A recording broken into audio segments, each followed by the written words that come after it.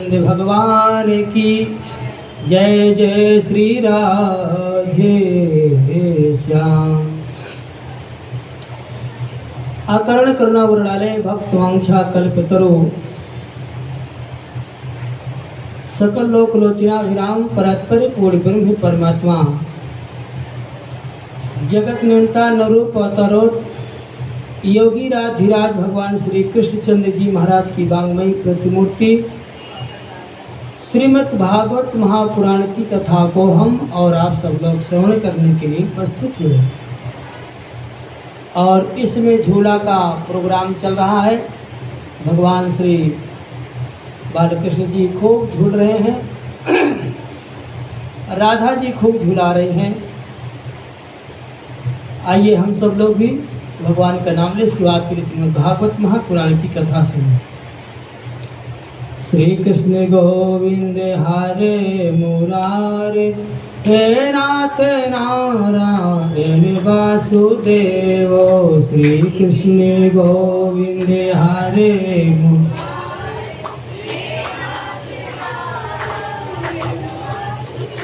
जय जय श्री कृष्ण गोविंद हरे मुरारे हे नाथ नारायण वासुदेव।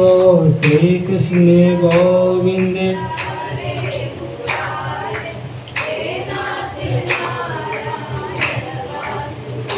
जय जय श्री कृष्ण गोविंद हरे मुरारे हे नाथ नारायण वासुदेव।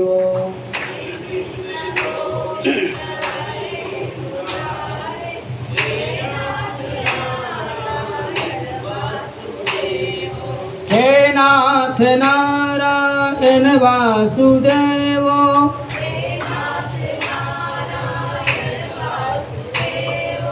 हे नाथ नारायण वासुदेव।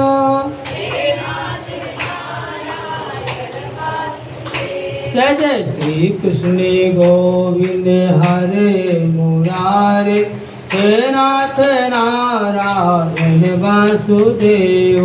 श्री कृष्ण गोविंद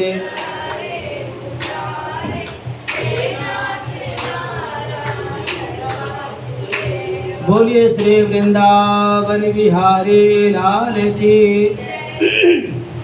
आनंद कंद माधव मुकुंद भगवान की।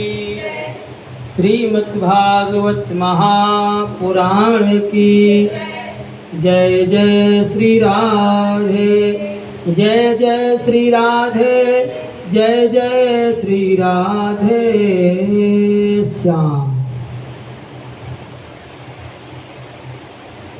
परमात्मा की असीम अनुकंपा से प्रातः स्मरणीय पूज्य गुरुदेव के आशीर्वाद से हम सब लोग भगवान की कृपा से श्रीमद् भागवत अर्थात मोक्षदायिनी कथा।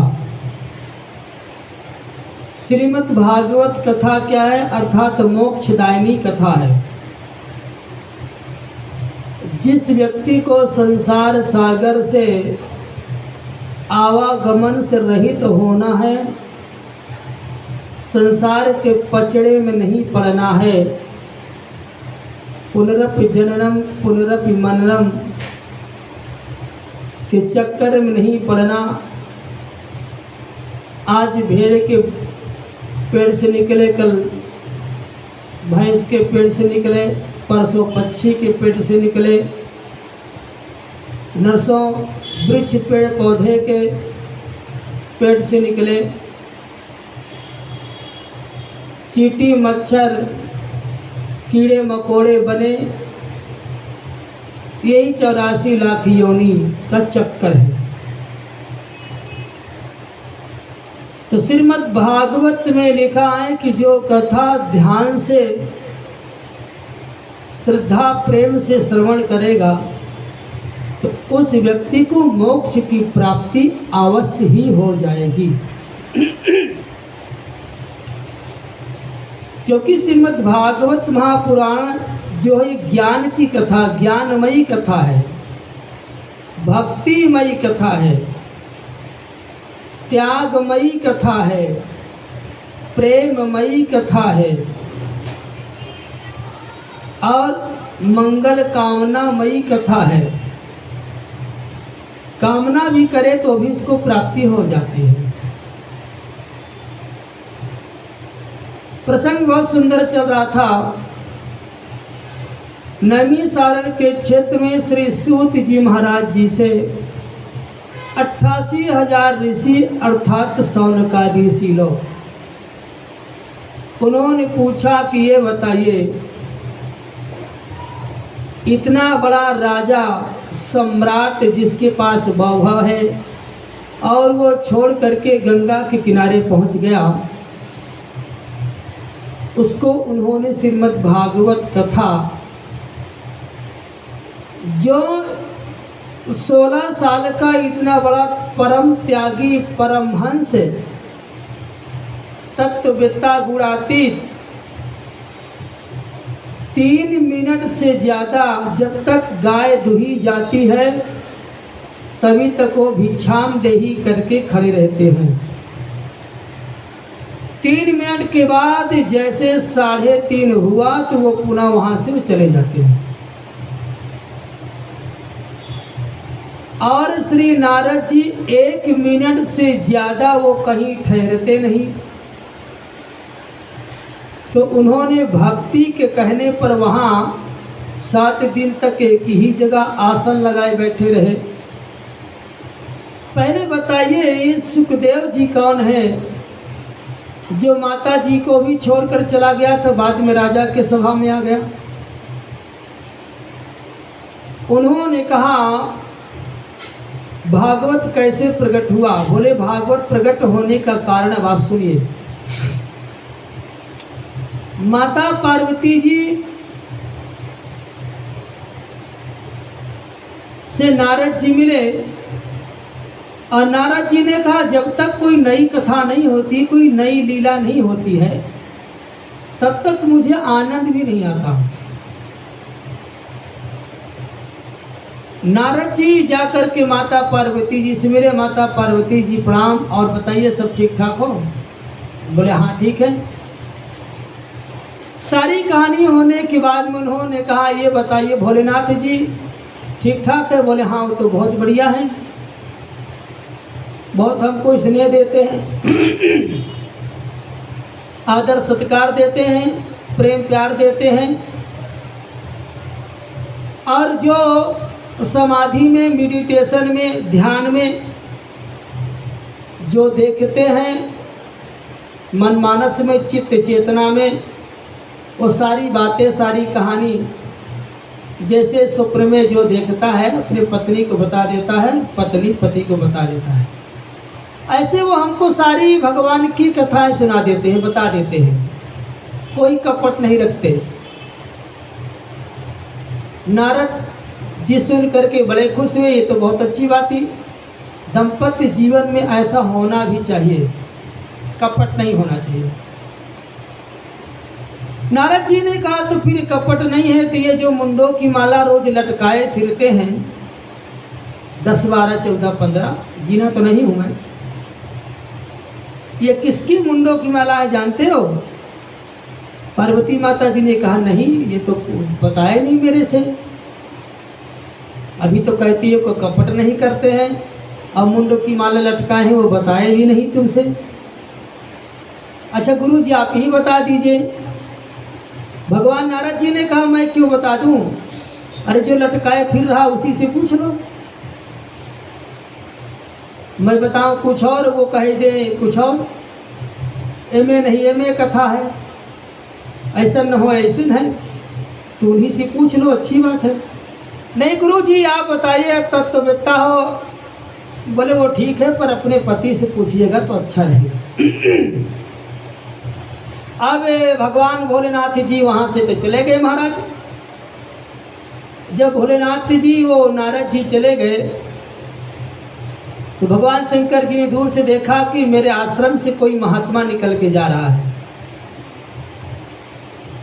कोई नई बात जरूर मिली होगी मेरे पत्नी को आज। भोलेनाथ जी के पास गए, भोलेनाथ जी दंडवत प्रणाम, और सब ठीक हो? बोले हाँ ठीक है। नारद जी ने कहा माता जी आपको याद कर रही हैं। बोले आप जैसे महापुरुष पहुँचे तो हमको तो जरूर याद करेगा। अभी हम जा रहे हैं, जाइएगा जल्दी से, बहुत ज़ोर से याद कर रही हैं। अच्छा, बोले हाँ। अब महाराज जी वहाँ पहुँच गए। नारद जी, भोलेनाथ जी, नारद जी तो चले गए।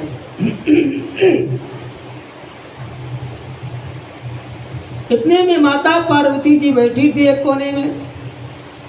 भोलेनाथ जी आ गए, कहो देवी प्यारी, और सब ठीक हो?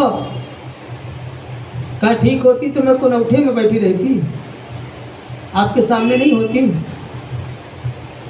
क्या बात है, बहुत नाराज हो?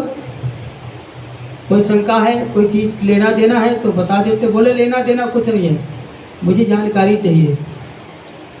बोले क्या है बताओ? कहते हो आप कि मैं आपसे बहुत प्रेम करता हूँ। वो तो आज पता चला, मेरे गुरुजी मेरी आंखें खोल दी, नहीं तो मैं तो अंधकारे में जी रही थी। अरे बोले बात क्या है, कौन से अधिकार की क्या बात है? गुरुजी कौन से आंखें खोला? कौन तुमको मोतिया बिंद था तुम्हारे? समलबाई हो गई जो आंखें खोल दिया? कहे नहीं, वो समलबाई की बात नहीं कर रहे हैं, हम ये कह रहे हैं कि जो आप ये अपने गले में इतने बड़े बड़े निकलिस्ट जो लादे हो, मतलब मुंडों की माला, ये किसकी माला है? सही बताना, झूठ मत बोलना हमसे। आज तक कभी बताए नहीं, ना कभी उतार कर रखे। पता इसमें कौन सा हाड़ा रखा हुआ है जो कभी उतारते भी नहीं। उन्होंने कहा देवी जी मैं सच बता दूं, ते तुम्हारी ही मुंडों की माला है। हैं? मेरी मुंडों की माला? मतलब इतना जो मुंडों की माला सब मेरी है? बोले हाँ। और आपकी बस एक ही मुंड है जो लगी हुई है। मतलब मैं मरती हूँ बार बार तो आप क्या करते हो? बोले आपकी मुंडी निकाल करके अपने गले में पहन लेता हूँ और मन में ये सोच लेता हूँ कि पार्वती मेरे हृदय में लटक रही है। अरे बाप रे, इतना बड़ा कपट बताइए। अच्छा ये बताओ, मतलब मैं मरती हूँ आप नहीं मरते? कहना मैं नहीं मरता। क्यों नहीं मरते आप? हाजमोला खा लिया कि पैरासीटामॉल खा लिया कि कोई टेबलेट खा लिया, कोई कैप्सूल खा लिया, या कोई दवाई पी लिया, या कोई जड़ी बूटी आपने सूंघ लिया? कौन ऐसी चीज आपने खा लिया, पी लिया, गटक लिया जो आप मरते नहीं हो? मैं मरती रहती हूँ। बोले देवी जी मैं अमर कथा सुना हूँ, सत्य की कथा सुन लिया। तो जो अमर कथा सुन लेता है वो मरने गिरने से रहित तो हो जाता है, वो मरता उरता नहीं है। और मैं, तुम तो मरती रहती हो। अच्छा सच्चा प्रेम करते तो हमको भी बता दीजिए वो कौन सी दवा है, कौन सा टेबलेट है कि हमको भी खिला दो, हम भी ना मरे। तो कहा चलिए फिर मैं आपको अमर कथा सुनाता हूँ। अमर कथा माने सत्य की कथा, सत्य माने नारायण की कथा। सत्यमेव श्रोलोके सत्य धर्म सदाश्रिता, सत्य मूलानि सर्वाणि सत्यस्ति परम पदम। वो सत्य की कथा, वो सत्य नारायण की कथा, उस सच्चिदानंद की कथा श्रवण करके हृदय में उतार करके जो व्यक्ति चिंतन करे वो अमर हो जाता है। चलिए मैं आपको सुनाता हूँ। और कैलाश पर्वत के ठीक पीछे एक बहुत बड़ी गुफा थी और गुफा में दोनों लोग घुस गए भीतर और जोर से डमरू बजाया। जैसे महाराज जी डमरू बजाया तो जितने वहाँ के पक्षी थे, पशु थे, जानवर थे, वो सब भाग गए कुछ डमरू की भयानक आवाज़ से। जैसे गड़गड़ाहट जोर से बादल करता है और चिरचिराहट की आवाज़ जोर से जो है चिर्री करती है तो सब आदमी जो है चुपचाप बैठ जाता है कि कहीं हमारे ऊपर न गिर पड़े। ऐसे हुआ, सब भाग गए। एक महाराज सुकनी थी, उसने अंडा देकर चली गई। पूर्व की कथा तो ऐसी है, पुराण अंतर्गत कथा। देखो, मैं पहले भी कहा था कथा सारम मम कर्ण रसायनम। मैं आपको कथा की सार बातें सुनाऊंगा, और भागवत कथा तो ऐसी भी आप सुनते रहते हैं। पूर्व में कथा ऐसी आती है कि जब राधा जी गोलोक से मृत्यु लोक आ रही थी, उनके पास यही सुकनी पक्षी था, और जो पक्षी था वो पक्षी तड़फड़ा रहा था। तो राधा जी ने पूछा कि तुम क्यों पिंजरे के अंदर से तड़फड़ा रहे हो? बोले माता जी हमको भी नीचे ले चलो मृत्यु लोक में। कहा तुम क्या करोगी, क्या करोगी तुम वहाँ जाके? कहा आप लीला करेंगे तो मैं वहाँ जाकर के बढ़िया आपके लीला का गायन करूँगा। जहाँ जहाँ लीला होगी वहाँ तो ठीक है, पर जहाँ नहीं होगी वहाँ मैं भजन करूँगा। भजन के माध्यम से, कथा के माध्यम से आपकी कथा को मैं सबको सुनाऊँगा। बोले ठीक है चलो। आगे राधा जी ने सुकनी की गर्भ में इनको उतार दिया। माता जी जो थी सुकनी का चली गई, अंडा फूट गया था, बच्चा निकल आया। अब अमर की कथा में इतनी बड़ी शक्ति है कि छोटा सा बच्चा भी बड़ा हो जाता है। जैसे कथा होने लगी और कहा ध्यान से सुनना, मन लगा के सुनना, आंख बंद करके मत सुनना। कहा अच्छा ठीक है, थोड़ा रुको, मैं आपका निवेदन तो कर लूँ। कथा जो सुनाता है पहले उसको टीका लगाओ, चंदन लगाओ, थोड़ी आरती कर लो। ये क्या है? ये श्रद्धा है, ये श्रद्धा है, ये भाव है। आपकी श्रद्धा वक्ता के प्रति जितना बढ़िया होगा उतनी कथा अच्छी होगी।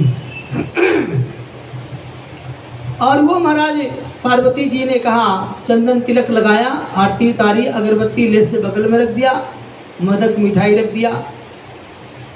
हर की कथा सुनाने वाले, हर की कथा सुनाने वाले, तुमको लाखों प्रणाम, तुमको लाखों प्रणाम। हर की कथा सुनाने वाले, हर की तुमको लाखों प्रणाम, तुमको लाखों प्रणाम। हर की कथा सुनाने वाले, हर की कथा सुनाने, तुमको लाखों प्रणाम, तुमको। हम डोल रहे थे वन में, पल खो बैठे थे तन में। हम डोल रहे थे वन में, पल खो बैठे थे तन में। ओ राह दिखाने वाले, ओ मार्ग बताने वाले, तुमको लाखों प्रणाम, तुमको लाखों प्रणाम, तुमको लाखों प्रणाम, तुमको। हर की कथा सुनाने वाले, हर की कथा सुनाने वाले, तुमको लाखों प्रणाम, तुमको। इस प्रकार भगवत भजन किया, निवेदन किया, प्रणाम किया। प्रणाम करने की बात में भगवती माँ पार्वती जी को बहुत सुंदर कथा उन्होंने श्रवण कराई। और जैसे महाराज उद्धव जी को भगवान योगी राधिराज श्री कृष्णचंद्र जी कहा कि तुम खड़ाहों लेकर के सीधे बद्रिकाश्रम चले जाओ। तत्व की कथा, वेदांत की कथा, आध्यात्मिक कथा, आत्मा और परमात्मा के विषय में कथा जब सुनाने लगे कि सन्यासी को आप सन्यासी बनकर के वहाँ रहना बद्रिकाश्रम में, ये सारी बातें जब बताने लगे, ज्ञान की कथा बताने लगे, तैसे माता जी को नींद आ गई और वो सो गई। जब सो गई इतने में सुखदेव जी बड़े हो गए। उन्होंने कहा माता जी तो सो गई। ज्ञान की कथा जब होती है तब लोगों की मुंडी नीचे हो जाती है, मतलब आप सुनाते रहो, आपका ज्ञान की कथा हमारी खोपड़ी के ऊपर से उड़ती रहे, हृदय में तो जाने वाले नहीं है। अब जैसे सुनाने लगे सुखदेव जी ने कहा भोलेनाथ जी कथा बंद कर देंगे, इसलिए वो कथा चालू रहे, इसलिए बीच में वो हाँ जी हाँ जी हाँ, हाँ जी हाँ जी हाँ जी हाँ हाँ हाँ जी हाँ ठीक है ऐसे कहते रहें। और भगवान शंकर जी को क्या, भगवान शंकर जी अपना आंखें बंद करके सुना रहे थे, उनको क्या पता हाँ जी कौन कर रहा है। अब जैसे पूरी कथा हो गई, नाम संकीर्तनम यश सर्व पाप प्रणाशनम, ऐसा कह के जैसे वृंदावन बिहारी लाल की जय जय हुई। माता जी झझक के उठ के बैठ गई, बोले हाँ तो भगवान कृष्ण जी उद्धव को क्या ज्ञान दिया? बोले ज्ञान तो दे दिया। बोले मैं तो सुनी नहीं। बोले आप नहीं सुने तो ये हाँ जी कौन कह रहा था? कहा मुझको पता नहीं। पीछे मुड़कर देखा तो सुकनी का बेटा सुखदेव। कहा इसको यदि मेरी ब्रह्म विद्या ही सुनना था, कथा ही सुनना था, तो सामने बैठकर कथा सुन लेता। इसने मेरी ब्रह्म विद्या की चोरी किया, पीछे बैठ करके कथा सुना। इसको मैं दंड दूंगा, नहीं तो ये उदंड हो जाएगा। और पार्वती जी मैंने तुमको बताया भी था कि ध्यान से सुनना, ये अमर की कथा है, जो सुन लेगा वो अमर हो जाएगा। आप तो अमर हो ही गई कि नहीं हुई वो तो मुझे नहीं पता, पर ये सुखदेव अमर हो गया क्योंकि पूरी कथा इसने सुना है। अब जैसे अपना त्रिशूल उठाया महाराज, तैसे सुखदेव वहां से उड़ने लगे। अब उड़ने लगे, कैलाश पर्वत से उड़ते उड़ते, अमर गुफा से उड़ते उड़ते सीधे बद्रिका आश्रम की ओर जाने लगे। बद्रिका आश्रम के ठीक पीछे केशवपुरम है, अर्थात केशव नाम का जगह है, वहीं वेदव्यास जी की कुटिया है। समी का पेड़ है, आंवला का पेड़ है, अलखनंदा नदी का किनारा है,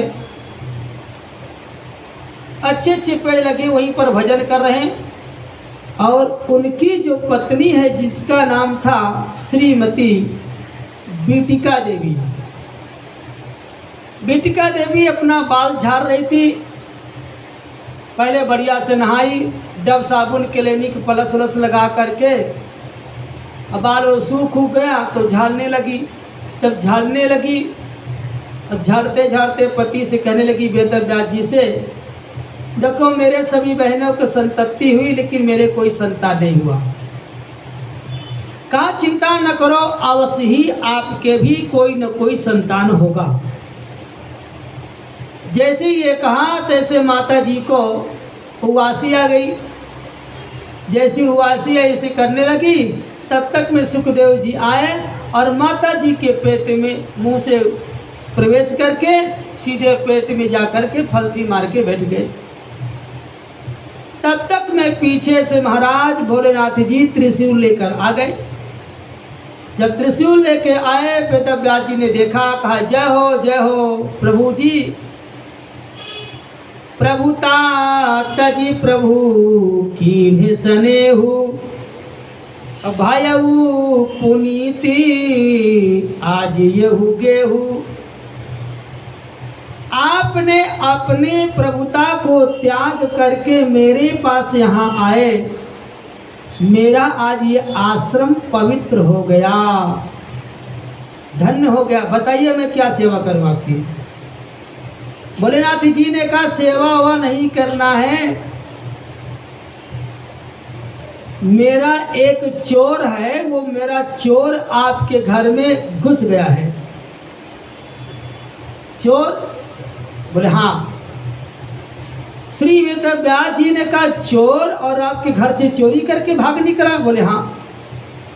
वेदव्यास जी ने कहा कौन सी ऐसी चोरी आपकी है जो चुरा लिया? सोना चांदी हीरे जवाहिरात तो है नहीं, मुंडों की माला है, बिछी है, गोजर है, दतैया है, सांप है, शेर है, यही सब चीज़ है। इसको तो लोग घर से झाड़ू मार के वैसे भगा देता है, और सांप को निकल आवे तो 3 किलोमीटर पहले भाग जाता है। अब मुंडों की माला तो कोई छूटता ही नहीं है, तो कौन चीज़ चुरा लिया? नहीं नहीं, वो सब चीज़ नहीं चुराया। बोले फिर क्या चीज़? बोले उसने चोरी से, समझ रहे हो, उसने चोरी से मेरी उसने अमर कथा सुन लिया। क्या सुन लिया? अमर कथा। तो अमर कथा सुन लिया, वो अमर हो गया, उसको मैं दंड दूंगा मैं कि तू चोरी से क्यों सुनाए। वेदव्यास जी ताली बजा के और जोर से हंसे, बोले जय हो महाराज। यदि उस बालक को मार दोगे वो मर जाएगा, तो क्या फिर आपकी पत्नी जिंदा रहेगी? वो भी तो मरेगी फिर। इसका मतलब है आपकी अमर कथा का कोई महत्व तो नहीं हुआ। तब भोलेनाथ जी ने कहा हो अब मुझे पता हो गया। अच्छा ठीक है, मैं तो जा रहा हूँ, पर इसको मैं श्राप दे के जा रहा हूँ। एक श्राप ये दूंगा कि ये तो अमर हो जाएगा, ये अमर हो जाएगा, पर ये जिसको जिसको अमरत्व की कथा सुनाएगा वो अमर नहीं होगा, वो अमर नहीं होगा। भले वो मुक्त हो जाएगा, संसार सागर से मुक्त हो जाएगा और उसको मोक्ष की प्राप्ति हो जाएगी। ऐसा कह करके वेदव्यास जी के सामने श्री भोलेनाथ जी चले गए। इतने में महाराज 1 साल 2 साल नहीं 12 साल बीत गए। जब 12 साल बीत गए महाराज, तब इतने में भोलेनाथ जी अर्थात वेदव्यास की जो पत्नी थी बेटिका देवी, उन्होंने कहा कि देखो आपका बेटा अंदर से बाहर नहीं निकलता, पेट दर्द होता है, कभी इधर लात मारता, कभी इधर लात मारता, कभी इधर घूमता, कभी इधर घूमता है। इसको बोलो बाहर आ जाए, बढ़िया दूध पिलाएंगे, खिलाएंगे, पिलाएंगे, स्नेह करेंगे, प्रेम करेंगे। वेदव्यास जी आए और आकर के अपने पत्नी के पास बैठकर सामने कहा बेटा, तो बोलता है और बोलो बोलो, तुम्हारी माता जी को दर्द हो रहा पेट में, तुम इधर उधर लात मारते हो, बाहर आ जाओ बेटा, तुमको खूब प्रेम देंगे, प्यार देंगे, स्नेह देंगे। तो अंदर से सुखदेव जी कह रहे हैं पिताजी हम बाहर नहीं निकलेंगे, हम माता जी के पेट में ही बढ़िया भजन कर रहे हैं, पूजा कर रहे हैं, खूब प्रसादी ले रहे हैं, भगवान का झूला यहीं से देख रहे हैं। अरे नहीं नहीं बेटा, तुम बाहर आ जाओ, बाहर आ जाओ, देखो दर्द होता माता जी को, ठीक नहीं है। कहा नहीं निकलेंगे हम। श्री वेदव्यास जी ने कहा बेटा तुम क्यों नहीं निकल रहे हो, कारण बताओ। ध्यान से सुनिएगा माता जी, हाँ, क्यों नहीं निकल रहे हो? अब यही भागवत धर्म ध्यान से सुनिए। कहा मैं यदि निकलूंगा पिताजी तो मुझको माया पकड़ लेगी, माया। अंदर से सुखदेव जी ने कहा मुझे माया पकड़ लेगी पिताजी, मैं नहीं आऊँगा। तो वेदव्यास जी ने कहा बेटा मैं तुमको वादा करता हूँ कि तुमको माया नहीं पकड़ेगी। सुखदेव जी ने कहा नहीं नहीं पिताजी, मुझे माया पकड़ लेगी, और माया बहुत बलवती होती है। दैवी है शाम गुणमयी, मम माया दुरत्या, मामेव प्रपद्यन्ते मायामेतां तरन्ति ते। भगवान की जो माया है बहुत बलवती है, बहुत बलवान है। ब्रह्मा विष्णु महेश को तो कई बार नचाया, मैं नहीं निकलूंगा। कहा नहीं, मैं वादा करता हूँ आपको माया नहीं पकड़ेगी। अंदर से सुखदेव जी ने कहा कि आप कह रहे वादा कर रहे हो कि माया नहीं पकड़ेगी, और माया तो आपको खुदे पकड़े है? मेरे को माया पकड़े। हाँ, माँ माने है या माने नहीं, जो देखने में है पर है नहीं, वही माया। अरे पिताजी, माताजी के हमारे प्रेम में, प्यार में, स्नेह में कभी आप न वृंदावन जाओ, न अयोध्या जाओ, न काशी जाओ, न बनारस जाओ। जाने का मन बनाते भी हो तो सोचने लग जाता हूँ मैं चला जाऊंगा तो मेरी पत्नी बुढ़िया को चाय कौन ला के देगा। भाई पति पत्नी के जोड़ा का मतलब क्या है? जो दुख सुख में साथ दे। मैं चला जाऊंगा तो इसको पानी कौन देगा, इसको भोजन की व्यवस्था कौन करेगा? अरे यही तो ममता है, इसी को तो ममता बोलते हैं। बोले भूमि पराजी में ढाबर पानी, भूमि पराजी में ढाबर पानी, अजिमी माया लपटानी। भूमि पराजी में ढाबर पानी, जिम जीवही माया लपटानी।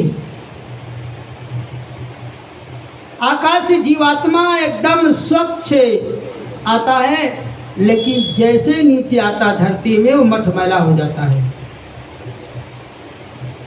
अर्थात आपको भी माया पकड़े है, तो आप हमको कैसे निकाल दोगे पिताजी?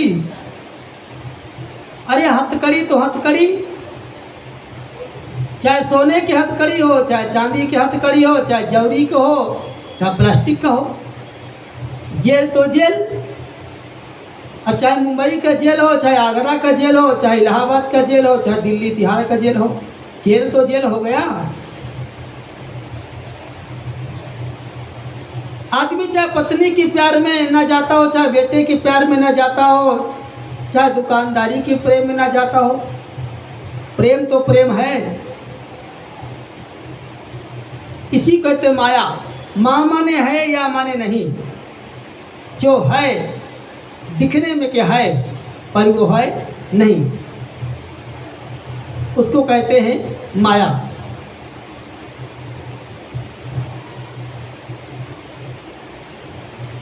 और जैसे इस प्रकार कहा, उदाहरण में एक बार पानी भर गया, हमारे यहाँ की बात है, शाम का समय था, पानी झिम झिम झिम झिम बरस रहा था। बड़ी भाभी जी थी, वो झाड़ू लगा रही थी। तब तखत के नीचे क्या देखा? काला काला सांप। भाभी जो से डर गई। अरे भैया भैया देखो, काला काला सांप देखो, वो बैठा है, इसको मारो मारो, नहीं काट लेगा, हम लोग मर जाएंगे। हम भी डरते थे, लेकिन 2.5 हाथ का डंडा उठाया और धीरे से तखत को खींच करके 6-7 और 10 डंडा मारे। और हमने कहा लाओ टार्च चलाओ, टार्च चलाओ। उसको डंडी से पकड़ कर जैसे टार्च मारा तो सांप नहीं था, वो भाभी जी की चुटिया थी। तो सांप नहीं, चुटिया निकली। मैं तेरी कि तुम कह रहे सांप है, ये तुम्हारी तो चुटिया है। कहे मुझको तो ऐसे दिख रहा था कि काला सांप है वो। हमने कहा तुमको रतौंधी हो गई है, ठीक, तुमको कुछ कम दिख रहा है। इसको कहते धुंधलापन, जो देखने में सही पर सही है नहीं हो। आप अंधेरे में कभी जा रहे हो और थोड़ा सा कुछ उजाला दिख रहा हो, और कहीं रोड में डंडी ही थोड़ी सी च्यू बकुलिया बनी हो, तो आपको लगेगा सांप है, बगल से निकलो। कुछ नहीं, भाई का सांप।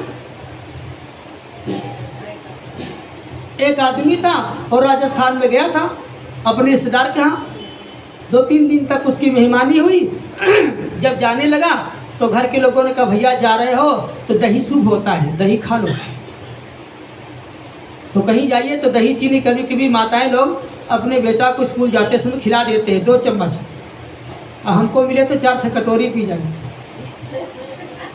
दही तो दही अच्छी होती ना पौष्टिक के लिए, तो दही ठीक है खा लो। और उस आदमी को 1 कटोरी दही बढ़िया से निकाल के उसको दे दिए। ध्यान से सुनिएगा। वो आदमी दही खा करके अपने घर चला गया। जब चला गया तो घर के लोग जो माताएं थी उनको कहा दही निकालो, उसको मट्ठा बनाओ। और माताएं लोग जो है उस जो घड़ा सुराही थी उसको निकाल करके, बूढ़ी माता हाथों से ऐसे करके साड़ी को निकाला। जैसे साड़ी की निकाला और फिर अंदर हाथ डाला तो काला सांप मरा हुआ था। उसी का बाप रे, इस धोनी में, इस सुराही में तो घड़ा में काला सांप मरा है। लोगों के मन में आया कि भैया को पिला दिए थे दही, मर गया। लोगों ने कहा इसको फेंक दो, इसमें काला सांप मरा है, हम लोग खा लेंगे तो विष फैल जाएगा, सब लोग भी मर जाएंगे। उस दही को किसी ने नहीं खाया, सब फेंक दिया। कहा सुनो उसको बताना मत, जरा फोन से बात करो कहाँ है वो। फोन से बात किए, कहाँ हो भैया? बोले हम तो घर आ गए। तो जिंदा है। घर के लोगों ने कहा इसको बताना मत कि जो दही तुमने खाई थी उसमें सांप मरा हुआ था, मत बताना। 6 महीने तक उसको नहीं बताया और वो आदमी 6 महीने तक जिंदा था। ध्यान दीजिए। और जैसे ही वो लौट करके फिर घूमने आया तो उन्होंने कहा भैया जो दही खाकर गए थे उस दही में सांप मरा हुआ था। बाद में हम लोगों ने पता किया, देखा तो सांप मरा था, पर भगवान करे आपको कुछ नहीं हुआ। जैसे उसने ये सुना कि उस दही में सांप मरा था, आधे घंटे के अंदर वो विष चढ़ने लगा शरीर में। विष क्या था? वो भय का विष था। भय से विष शरीर में चढ़ने, और वैसा ही चढ़ने लगा जैसे चढ़ता है। 2 घंटे के अंदर उसका शरीर काली पड़ गई, वो आदमी मर गया। माया किसी को मारती नहीं है। माया के लोग भय से आधे लोग मर जाते हैं। कोरोना सबको होता नहीं है। कोरोना सुन सुन करके उसको नहीं होता तो भी हो जाता है, एहसास करता है। वो खांसी नहीं है, वो सोचता है कि हमारी हो गई, तुमको भी हो सकती है, लेकिन इसमें हवा चल रही है और नहीं खांसी तो भी खांसने लग जाएगा भय से। ये माया दिखने में है पर है नहीं हो। अब वेद व्यास जी ने कहा बेटा कैसे निकलोगे जरा ये बताओ। उन्होंने कहा पिताजी मैं निकल सकता हूं यदि साक्षात नारायण मेरे से कह दे कि बेटा निकलो तो मैं निकल सकता हूं, पर वो वादा करे तो। साक्षात नारायण भगवान आए और नारायण भगवान ने कहा बेटा निकलो। बोले 3 बार बोलो। बोले निकलो निकलो। माया बोले नहीं पकड़ेगी। नहीं पकड़ेगी, कहा नहीं पकड़ेगी। नहीं पकड़ेगा, नहीं पकड़ेगी। और माता जी के पेट से जैसे सुखदेव जी निकले, सीधे वो निकलते ही महाराज जंगल की ओर जाने लगे।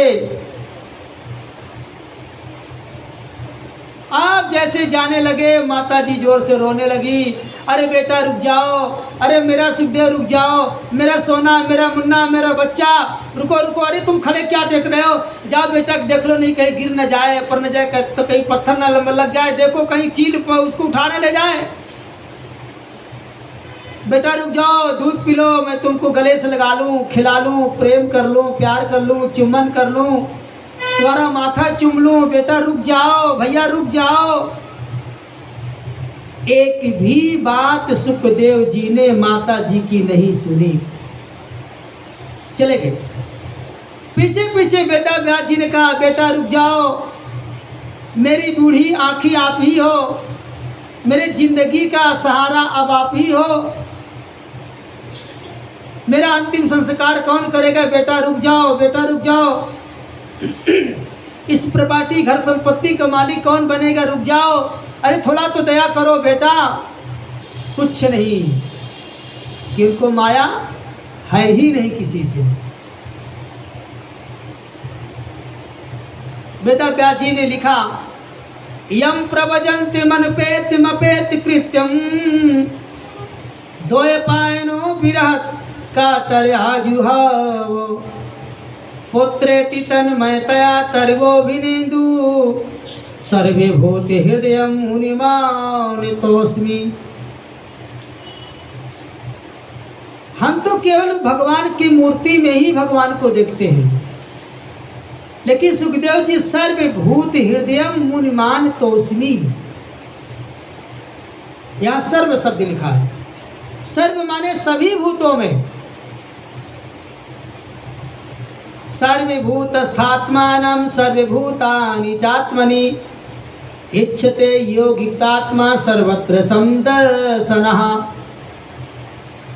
जो सभी भूतों में देखे भगवान को, स्त्री में भगवान, पुरुष में भगवान, जीव में भगवान, जंतु में भगवान, वृक्ष में भगवान, पेड़ में भगवान, चींटी हाथी सब में भगवान है। वो नहीं रहेगा तो चलेगा ही नहीं कोई। सुखदेव जी ऐसा देखते थे। और जैसे कुछ दूर गए तो महाराज वहां पर 10-10, 12-12 साल की युवतियां, कन्याएं सब स्नान कर रही थी। वेदव्यास जी को देख करके सब लोग दौड़ करके अपना दुपट्टा ले लिया, कोई शाल ले लिया, कोई धोती ले लिया, कोई चुनरी ले लिया, बैठ गए। बोले बेटी, मुझको देखकर तुम दुपट्टा साड़ी ओढ़ कर बैठ रही हो। अभी मेरा बच्चा 16 साल का गया बेटा, उसको देख करके तुमने तो ना दुपट्टा लिया, ना साड़ी लिया, ना चुनरी लिया, जो कहते हो नहा रहे हो। कहा पिताजी, गुरुजी, आपको तो स्त्री और पुरुष का ज्ञान है, लेकिन उसको स्त्री क्या है, पुरुष क्या है, इस बात का ज्ञान ही नहीं है। उसका भावात्मा, उसकी अंतरात्मा गंगा जैसी पवित्र है और हिमालय के मानसरोवर जैसे जल एकदम स्वच्छ है, कामना से रहित है, वासनाओं से रहित है,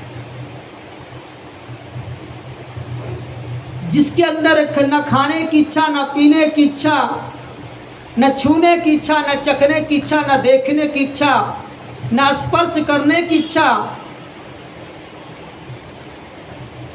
जो कामना रहित बुद्धि है वही सुखदेव है। जिसके अंदर वासना रहित बुद्धि है वही सुखदेव है। त्रिविधम नरके से दम द्वारम नाशनमात्मनः कामा क्रोधस्तथा अस्मोद त्रयम त्यज्यते। जिसके अंदर काम और क्रोध है ही नहीं वही योगी है। अहंकार रहित बुद्धि का नाम योगी, कामना रहित बुद्धि का नाम योगी। और जो सब कुछ भरा हो उसके अंदर लेने का भी मन है, बटोरने का भी मन है, हड़प लेने का भी मन है। ये बुद्धि कैसी बुद्धि है भगवान जाने। उपयोग कुछ नहीं हो रहा है, बोरम भरकर इकट्ठा किए हैं, नीचे से दीमक लग रही है। ये क्या है? ये कामना। कामना व्यक्ति को भिखारी बना देती है, कामना ही व्यक्ति को घुटने टिका देती है, कामना ही व्यक्ति को नरक पहुंचा देती है और कामना ही व्यक्ति को जिंदगी बर्बाद कर देती है। मैं ये नहीं कहता हूँ कामना मत करो, कामना करो, लेकिन बहुत ज़्यादा मत कामना करो जिससे तुम्हारे टेंशन हो जाए, उदासी आ जाए, कोमा में चले जाओ। ऐसा टेंशन, ऐसा ज़्यादा कामना करने से कोई मतलब नहीं है। ऐसा सुखदेव था जिसके अंदर कामना नहीं थी। वो सुखदेव के अंदर कोई कामना नहीं थी, न पिता की इच्छा थी, न माँ की इच्छा थी, न धन की इच्छा थी, न संपत्ति की इच्छा थी। सीधे वो चले गए, भगवान की तरफ चले गए, संसार की तरफ नहीं आए। आदमी की जिंदगी देखा जाए तो दो कौड़ी की। जन्म लिया माँ के प्रेम में, बड़ा हुआ दोस्तों के प्रेम में, और से शादी ब्याह हुआ तो पत्नी के प्रेम में, और बच्चे पैदा हो गए उसके प्रेम में, फिर और बड़ा बूढ़ा हुआ तो धन संपत्ति जोड़ने में लग गया, और एक दिन मौत आई, मर गया। कोई खास जिंदगी हुई? न भगवान का नाम जपा, न मेडिटेशन किया, न ध्यान किया, न लोक के लिए किया, न परलोक के लिए किया, न स्वर्ग के लिए किया, न वैकुंठ के लिए किया, न गोलोक के लिए किया। जिंदगी में अपने लिए भी कुछ करो। सारी संपत्ति जो जोड़ रहे हो ये तो अपने पति के लिए, पत्नी के लिए, बच्चों के लिए, परिवार के लिए, पड़ोसी के लिए, दोस्त के लिए, मित्र के लिए, पर तुम अपने लिए क्या किए हो ये तो सोचो। सुखदेव जी अपने लिए सोच रहे हैं। छोड़कर सीधे जंगल की ओर चले गए। पिताजी लौट करके चले आए, बोले वाह मेरा बेटा इतना बड़ा योगी, सर्वभूत अस्थात्मानम सर्वभूतानि चात्मनि। संतोष हुआ, लौट कर वो चले आए।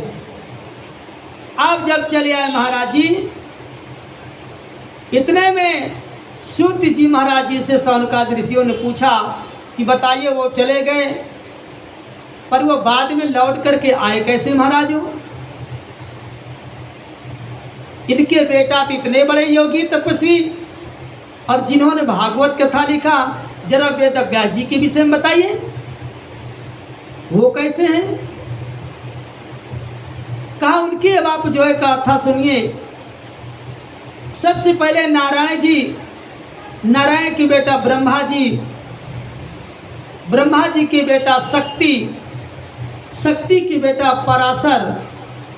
पराशर जी महाराज कहीं जा रहे थे किसी भोज भंडारे में, बीच में एक बहुत बड़ी नदी थी। केवट दोपहर का समय था।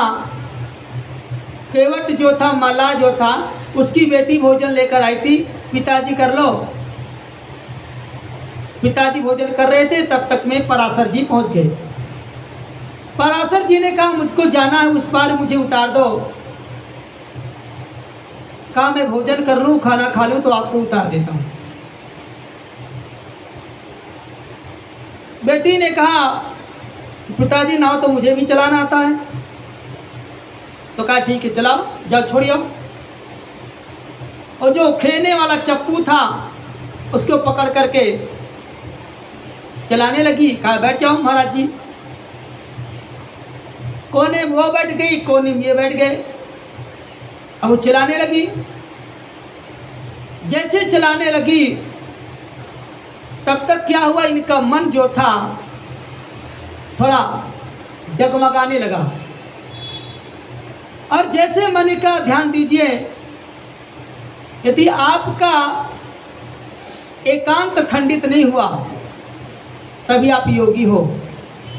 समाज में दुनिया के लोग सुसंस्कृत बनने का तो दिखावा दिखाता है, मैं ऐसा हूँ, मैं वैसा हूँ, और वास्तविक उसको देखना है तो उसके साथ में रहकर देखो, पता चल जाएगा आपको। एकांत उनका, एकांत जिसका खंडित नहीं हुआ वही पवित्र आत्मा है। और इनका भगवान की इच्छा से मन डिग गया, प्रस्ताव रखा। उस कन्या ने भी थोड़ी नकारात्मक बुद्धि से कहा ऐसा नहीं है, आकाश देख लेगा, पिताजी देख रहे हैं भोजन कर रहे, नहीं कुछ कोई नहीं देख पाएगा। कैसे नहीं? बोले मैं उपाय करता हूँ। करो। शक्ति तो थी ही उनके पास। कमंडल से जल उठाया और मंत्र पढ़ करके फेंक दिया, कुहिरा हो गया। जो माघ फागुन में अंधेरापन हो जाता है, दिन में भी दिखता नहीं है। माघ में जाइए, माघ मेला में तो आपको दिखेगा नहीं कि मेरी कुटिया कहाँ है। अपना ये जो रखा है दरबार, ये नहीं देखेगा आपको, उसको कहते हैं कुहिरा, जो नहीं दिखता है। और फिर उन्होंने कहा ये जल है, जल देखेगा, जल देवता है। उन्होंने मंत्र जल से उठा करके फेंक दिया जल में, काई हो गई जो हरी हरी टाइप का हो जाती है तालाबों में। हम लोग तो सब देहात के रहने वाले जानते भी हैं। उसको हटा करके पानी को तब पिया जाता है, फिर वो पुनः आ जाती है। और आपस में प्रेम हुआ। प्रेम होने के बाद वो चले गए तो देखते देखते भगवान की इच्छा से, उसका नाम था जोजनगंधा। जोजनगंधा आपने भी अपने जिंदगी में अनुभव किया होगा, करते रहते भी होंगे। जोजनगंधा उसको कहते हैं जो मांस इत्यादि खाता है, उसके बगल से आप गुजरिए, उसके शरीर से गंध आती है, बदबू आती है। इस पर इसलिए ज़्यादा वो लगाए रहते हैं, मांस ये खाने वाले, इसके शरीर से बदबू आती है। तो जोजनगंधा इसलिए इसका नाम था। केवट थे, मछली इत्यादि मस्त का सब खाने वाले थे। देखा जोजनगंधा के गर्भ से एक सुंदर पुत्र पैदा हुआ, जिसका नाम हुआ वेदव्यास।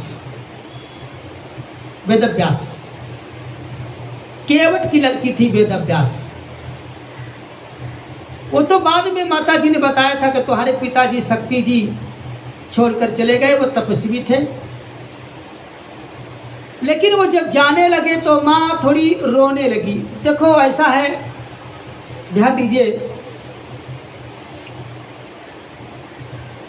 एक स्त्री, मैंने शास्त्र में पढ़ा है, कथा सारम मम करे रसायनम, कथा का सार आपको बता रहा हूँ।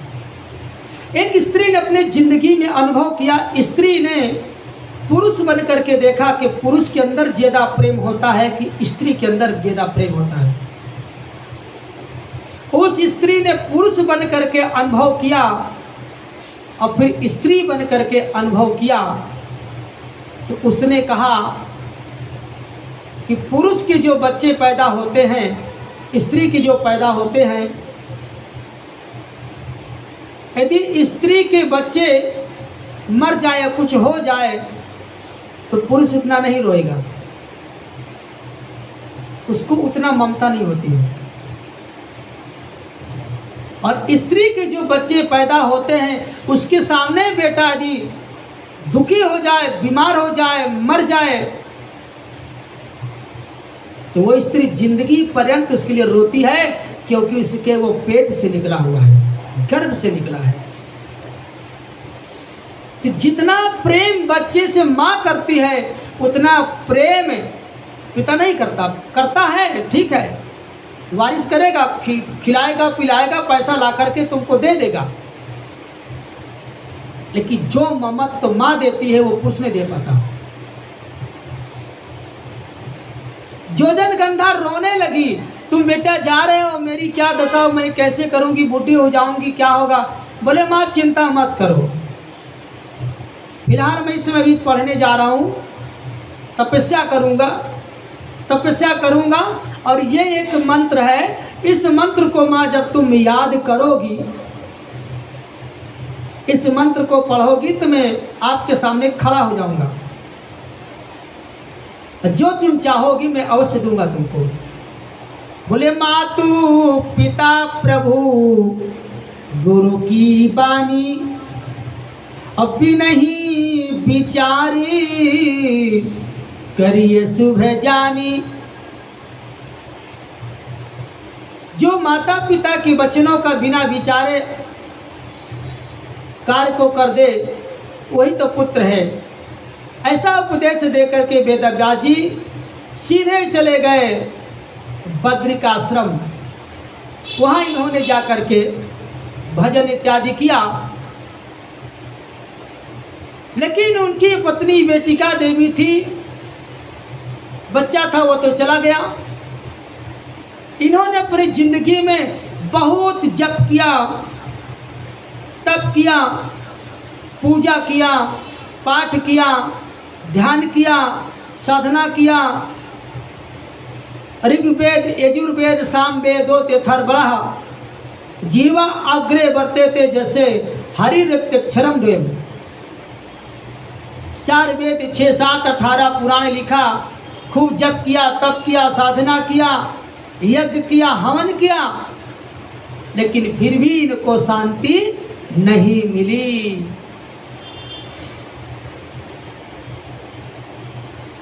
बोले मिलही न रघुपति बिनु अनुरागा, अकिए कोटि जपे ज्ञान विरागा। करोड़ों जप कर लो, तप कर लो, पूजा कर लो, पाठ कर लो, ध्यान कर लो, जब तक अनुराग नहीं होगा तब तक आपको सुख और शांति नहीं मिल सकती। ध्यान दीजिएगा। वेदव्यास जी ने अपनी जिंदगी में बहुत कुछ किया पर शांति नहीं मिली। तो उसी समय महाराज श्री नारद जी उनके पास आ गए। देखो, शांति अहंकार से नहीं मिलती, शांति त्याग से मिलती है। और उसी समय वेदव्यास जी के पास नारद जी पहुंचते हैं और किस प्रकार उनको श्रीमद् भागवत कथा 44 श्लोक सुनाएंगे, वो हम सब लोग पुनः ठीक 5:30 बजे से 6:30 बजे के अंतर्गत सुनेंगे। आप सब लोग सुनिए और दूसरों